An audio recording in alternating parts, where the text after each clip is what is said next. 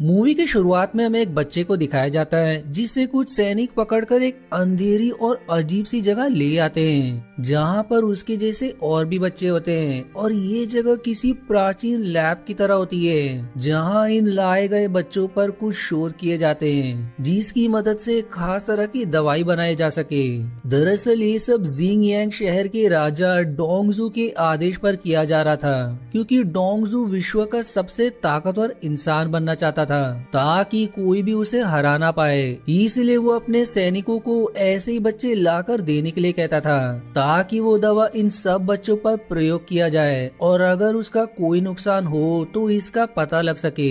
और उस दवा को और बेहतर करा जा सके जो सब राजा के लिए एक जादूगरनी कर रही थी। अब हमें दिखाया जाता है कि इस जगह पर जो भी बच्चे लाए जाते हैं उन्हें कोई नाम नहीं बल्कि एक नंबर दिया जाता है और जिसकी ये कहानी है उस बच्चे को 19वां नंबर दिया जाता है। और अब हमें दिखाया जाता है कि इन सभी को तरह तरह के जहर दिए जाते हैं, साथ ही इन्हें बिच्छू और सांप से भी कटवाया जाता है जिससे काफी बच्चे मारे भी जाते हैं। लेकिन 19 नंबर वाला बच्चा अभी भी कई बार मरकर जिंदा हो चुका होता है पर उसे काफी ज्यादा तकलीफ का सामना भी करना पड़ता है और इस तरह पूरे 10 साल बीत जाते हैं और 19 नंबर वाला वो बच्चा अब बड़ा हो चुका होता है पर अभी भी उसे कई तरह की दवाइयाँ और जहर पिलाया जाता है और इसी तरह एक दिन उसको एक खास तरह का जहर से बना हुआ एक काढ़ा पिलाया जाता है जिससे उसके शरीर में कुछ खास तरह के बदलाव होने लगते हैं और जहर के प्रभाव की वजह से उसका पूरा खून लाल से नीले रंग में परिवर्तित हो जाता है और फिर उसके अंदर काफी ज्यादा ताकत भी आ जाती है और फिर वो आपे से बाहर होकर अकेले ही सभी सैनिकों को मारकर वहाँ से भाग जाता है।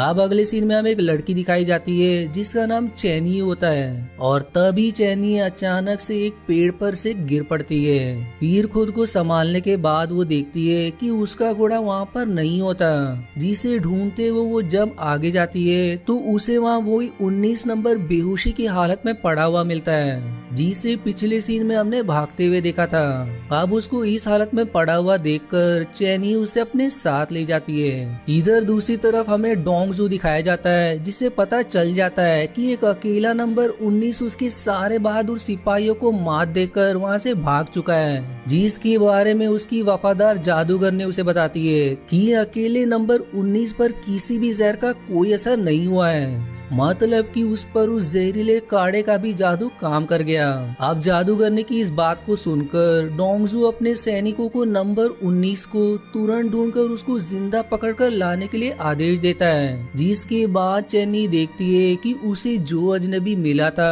उसे अब होश आ चुका है। लेकिन वो उठते ही चैनी का गला पकड़ लेता है जिस दौरान चैनी उसे बताती है कि उसने उसकी जान बचाई है और फिर उसे चैनी नाम देती है। अब नाम सुनने के बाद वो चैनी को छोड़ देता है लेकिन कमजोरी की वजह से वो उसके ऊपर ही गिर पड़ता है और चाह कर भी उठ नहीं पाता जिसके बाद वो इसी तरह से सो जाते हैं। अब अगले दिन सुबह चैनी देखती है कि नंबर 19 अब ठीक हो चुका है, साथ ही उसकी जख्म भी अपने आप ही भर चुके हैं जिसके बाद वो उससे उसका नाम और बाकी चीजें पूछती है तो वो उसे सब कुछ बता देता है कि कैसे वो एक बहुत ही बुरी जगह से भाग कर आया है और वहाँ पर उसे कोई नाम नहीं बल्कि एक नंबर दिया गया था। जो बात जानकर चैनी उसे येलुबू नाम देती है। अब इसके बाद येलुबू चैनी के लिए मछलियाँ पकड़ता है। फिर जब दोनों उसे पकड़कर खा रहे होते हैं कि तभी येलुबू को एक सांप दिखाई देता है जो कि चैनी को काटने वाला था,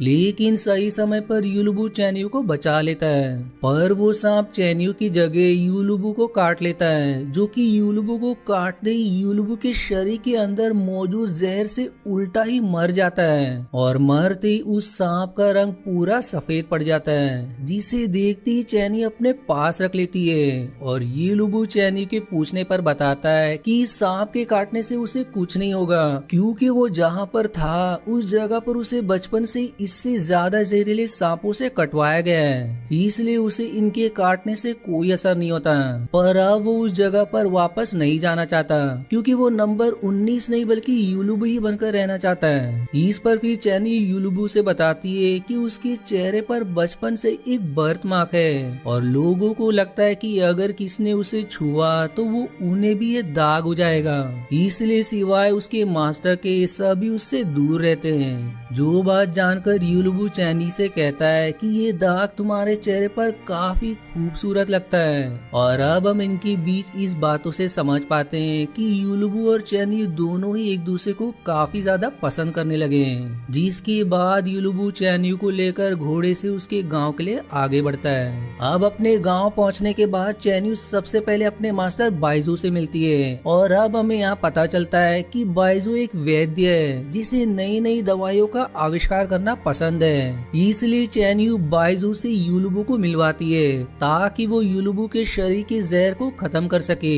इसलिए अब बाइजू यूलुबु को चेक करता है तो उससे उसे पता चलता है कि उसके शरीर के अंदर जहर काफी ज्यादा फैल गया है जिसे पूरी तरह खत्म करना नामुमकिन है। लेकिन जब चैन्यू बाइजू को वो सांप दिखाती है जो कि यूलुबु को काटने के बाद मर गया था तो उसे देखकर बाइजू समझ जाता है कि जो जहर यूलुबु के अंदर है उसमें कई बड़े बड़े जहरीले जहर के असर को खत्म करने की क्षमता भी है। मतलब कि यूलुबु के शरीर में सारे खतरनाक जहरों का तोड़ मौजूद है और इससे बाइजू को और समझ आता है कि एक जहर ही दूसरे जहर को काट सकता है। इसलिए अब वो तुरंत जंगल की तरफ से और भी जहरीले जहर इकट्ठा करने चला जाता है ताकि उससे वो और दवाइयां बना सके। वहीं इधर दूसरी तरफ हम देखते हैं कि यूलुबु को ढूंढते हुए इस गांव में डोंगजू के सैनिक पहुंच गए हैं जिनके साथ वो जादूगरनी भी होती है और वो वहां पहुंचते ही सभी को मारना काटना शुरू कर देते हैं और देखते ही देखते वो सभी गांव वालों को मारकर यूलुबु और चैन्यू तक पहुंच जाते हैं और अंत में दोनों को घेर लेते हैं। पर तब तक यूलुबु वहाँ से चान्यू को एक घोड़े पर लेकर निकल जाता है, लेकिन पीछे से घोड़े को जहर लगा हुआ तीर लगने की वजह से वो घोड़ा अंत में गिर पड़ता है। अब उसे इस तरह तड़पता हुआ देख यूलुबु उस घोड़े को अपने खून की कुछ बूंदे पिला देता है ताकि उसे इस गंभीर तड़प से आजादी मिल सके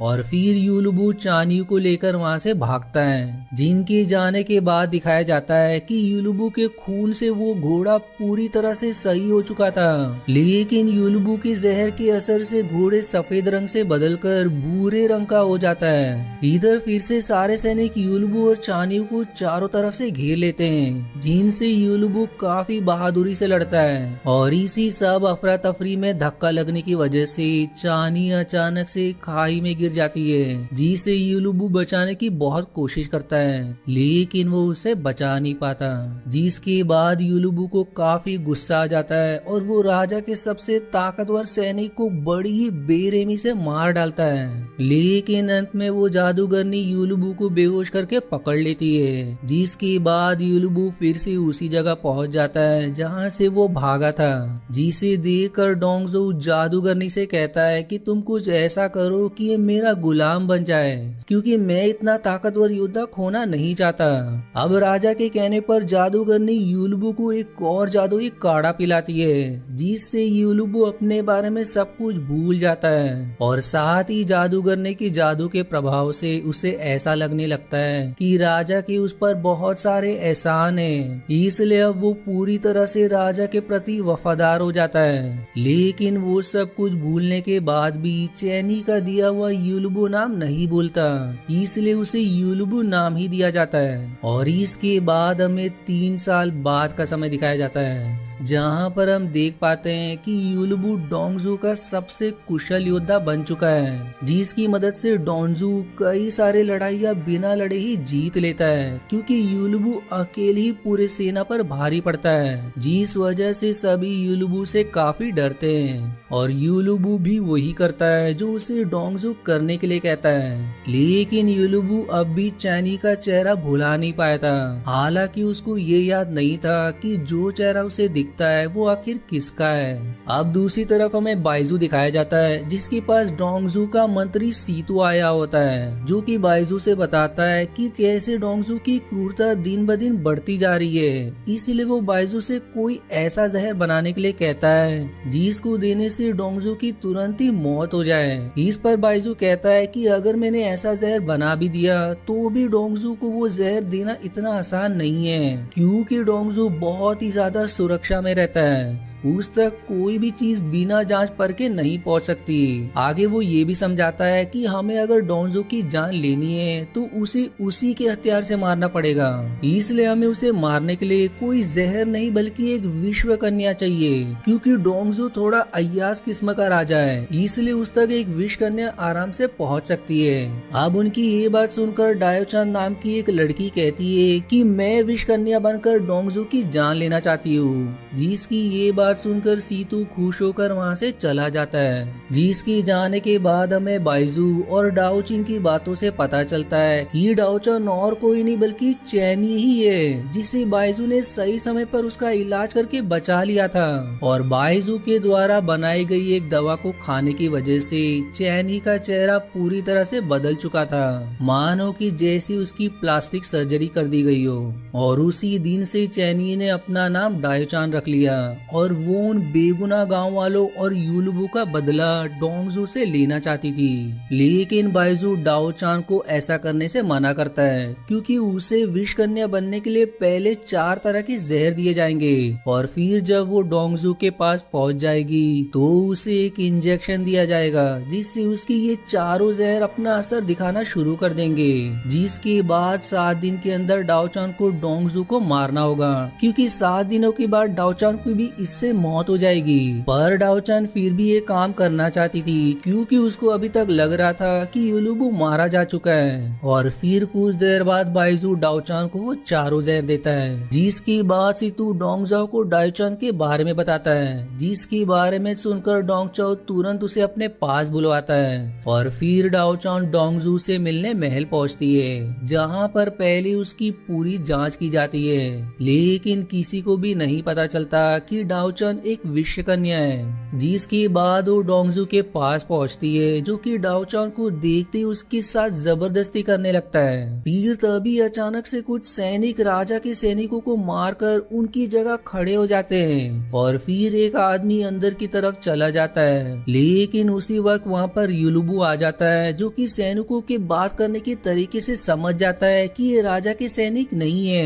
इसलिए फिर वो वहाँ खड़े सभी सैनिकों की जान ले लेता है। इधर एक आदमी राजा पर वार करता है, जिसके सामने डाओचून आ जाती है और डोंगजू को लगता है कि डाओचिन ने उसकी जान बचाई है। फिर तभी वहाँ यूलू भी पहुँचता है और डोंगजू से बताता है कि महल में घुसपैठ की कोशिश की गई थी, लेकिन उसने इस कोशिश को नाकाम कर दिया। पर डोंगजू यूलुबू की बात पर ध्यान ना देकर घायल डाओचून को अपनी दासी के साथ भेज देता है और उसकी पूरी देखभाल करने के लिए आदेश देता है। मतलब डाओचान ने डोंगजू का दिल जीत लिया था और दासी के साथ जाते वक्त डाओचान यूलुबू को वहाँ जिंदा देखकर काफी खुश हो जाती है। इधर सीतू को वो आदमी आकर बताता है कि उसने डाओचान को वो इंजेक्शन दे दिया है। दरअसल जो राजा पर हमला हुआ था वो सब डाओचान को इंजेक्शन देने की एक साजिश थी। अब इसके बाद डाओचान बाइजू से कहती है कि वो अभी जीना चाहती है, क्योंकि यूलुबू अब भी जिंदा था, लेकिन अब वो उस इंजेक्शन को ले चुकी थी, इसलिए अगले 7 दिन में उसकी मौत तो तय है। अब इसके बाद डाओचान यूलुबू को उसके बारे में सब कुछ सच बता देती है, पर जादूगरनी के काले जादू के वजह से यूलुबू को कुछ याद नहीं आता, उसे बस चैनी का चेहरा ही याद होता है। अब इसके बाद यूलुबू जाकर सीतू से मिलता है और उससे डाओचान के बारे में पूछता है, जिस पर सीतू उसे सब कुछ बता देता है और यूलुबू से कहता है कि वो डोंगजो को मारने में उसकी मदद करे। इस पर फिर यूलुबू सीतू को धक्का देकर जाने लगता है, लेकिन धक्का लगने से सीतू के सिर पर चोट लगने की वजह से वो मारा जाता है, जो देखकर बाइजू यूलुबू को उसके के बारे में शुरुआत से सब कुछ बताता है और कहता है कि जिस आदमी ने तुम्हें जिंदगी भर तकलीफ दी, तुम आज उसके लिए बेगुनाह लोगों को मार रहे हो, जिससे अब जाकर यूलुबू को सब याद आ जाता है। इधर डाओचान फैसला करती है कि वो डोंगजो के पास उसे मारने के लिए आज ही जाएगी, क्योंकि आज छठवां दिन है। वहीं इस तरफ यूलुबू डाओचान के पास पहुंच जाता है और उसे कहता है कि अब उसे सब कुछ याद आ गया है, इसलिए वो उसके साथ भाग चले। पर तभी डाओचान को एक दासी से खबर मिलती है कि यूलुबू ने सीतू को जान से मार डाला है, इसलिए अब वो यूलुबू को खंजर से मारने पड़ती है। लेकिन यूलुबू अपने बचाव के लिए कुछ नहीं करता, इसलिए अब डाओचान भी उसे मार नहीं पाती, जिसके बाद यूलुबू खुद ही डोंगजाओ को मारने के लिए जाता है। पर जब वो डोंगजाओ को मारने उसके सामने पहुंचता है तो वो जादूगरनी की जादू की वजह से वहीं पर बेहोश हो जाता है, जिसके बाद वो खुद को जादूगरनी के पास कैद पाता है। पर सही वक्त पर वहाँ बाइजू आकर उसे बचा लेता है और फिर वो यूलुबू को रिवील करता है कि जो जहर उसने डाओचान को दिया है उससे दूसरा आदमी तभी मर सकता है जब डाओचान किसी दूसरे के साथ इंटीमेट हो, इसलिए वो डोंगजो के पास इंटीमेट होने जा रही है। लेकिन अगर तुम डाओचान के साथ इंटीमेट हो जाते हो तो तुम्हारा जहर उसके जहर को काट देगा, जिससे उसकी मौत नहीं होगी। इसलिए अब यूलुबू तुरंत डाओचान के पास जाता है और उसे लेकर एक जगह जाकर उससे इंटीमेट होता है, जिससे डाओचान के जहर का असर सच में खत्म हो जाता है। पर तभी उन पर डोंगजाओ के सैनिक हमला कर देते हैं और यहाँ उनसे लड़ते समय यूलुबू को पता चलता है कि डाओचान के जहर के कारण उसकी अंदर की शक्तियाँ भी कम हो गई है, मतलब दोनों ही जहर एक दूसरे का काट होता है और इस वजह से यूलुबू बुरी तरह से घायल हो जाता है। और फिर ये सीन यहीं पर कट हो जाता है। अब इसके बाद अगले सीन में हम डाओचान को डोंगजुआ के सामने देखते हैं, जहां वो उसके साथ जबरदस्ती करने की कोशिश करता है। पर तभी उसे पता चलता है कि यूलुबू महल के अंदर घुसने वाला है, जिसके बाद हमें दिखाया जाता है कि यूलुबू कैसे बहादुरी से लड़ते हुए यहाँ तक पहुँचा है, जिसके बाद डोंगजुआ उसका सामना अपने बेहतरीन सैनिकों से करवाता है और उन्हें यूलुबू आराम से मात दे देता है। और अब डोंगजुआ उससे खुद लड़ने आगे बढ़ता है और अब इस लड़ाई के दौरान हम देख पाते हैं कि डोंगजुआ के शरीर को कोई भी चीज भेद नहीं पा रही होती, चाहे वो तलवार हो या कुछ और, जो सब उस जादूगरनी के जादू का कमाल था। लेकिन यूलुबू बड़ी ही चालाकी से डोंगजुआ के कान के पीछे के हिस्से पर वार करता है, जिसके कटने की वजह से डोंगजुआ मारा जाता है। मतलब कि जादूगरनी का जादू सिर्फ त्वचा तक ही सीमित था, क्योंकि वो मस्से पर वो जादू भी बेअसर होता है। अब इसके बाद हमें दिखाया जाता है कि सीतू अब भी मरा नहीं था, ये अब उसका एक नाटक था जो कि खुद को नया राजा घोषित करता है। और फिर वो डायोचान को बंदी बनाने का सोचता है ताकि यूलुबू हमेशा उसके काबू में रहे, लेकिन बाइजू उसे ऐसा करने से रोक देता है। और फिर डायोचान इस बात को समझकर कि वो यूलुबू की कमजोरी है, वो बाइजू से फिर से वही दवा मंगाकर खा लेती है, जिससे वो चैनी से डायोचान बनी थी। और इस बार वो एक बूढ़ी औरत में बदल जाती है, जिसके बाद वो हमेशा के लिए यूलुबू से दूर चली जाती है, जिसे यूलुबू हर जगह ढूंढने की कोशिश करता है, लेकिन सामने होने पर भी वो उसे पहचान नहीं पाता। पर यूलुबू की ही भलाई के लिए उसने ये विशाल कदम उठाया होता है। और इसी सैड एंडिंग के साथ ये मूवी यहीं समाप्त हो जाती है। आशा है आपको मेरी एक्सप्लेनेशन पसंद आई। यदि हाँ तो प्लीज वीडियो को लाइक करना और चैनल को सब्सक्राइब करके सपोर्ट करना ना भूलें। मिलते हैं अगले एक्सप्लेनेशन वीडियो में, तब तक के लिए धन्यवाद दोस्तों।